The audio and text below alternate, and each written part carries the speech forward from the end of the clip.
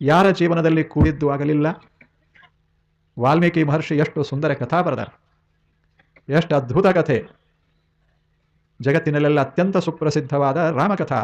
ರಾಮ ಸೀತಾ ಇಬ್ರು ಎಷ್ಟು ಅನ್ಯೋನ್ಯ, ಎಷ್ಟು ಅನ್ಯೋನ್ಯ.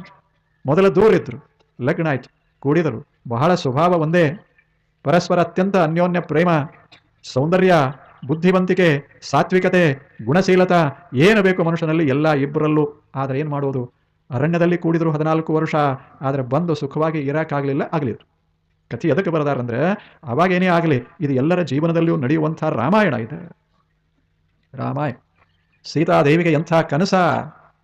ಇನ್ನು 14 ವರ್ಷ ಮುಗಿತಾವೆ, ಅಯೋಧ್ಯೆಗೆ ಹೋಗ್ತೀವಿ, ಕಷ್ಟಗಳ ನಿವಾರಣೆ ಆದು ಇನ್ನು ಆನಂದವಾಗಿ ಜೀವನ ಸಾಗಿಸಬಹುದು ಅಂತ ಕನಸ.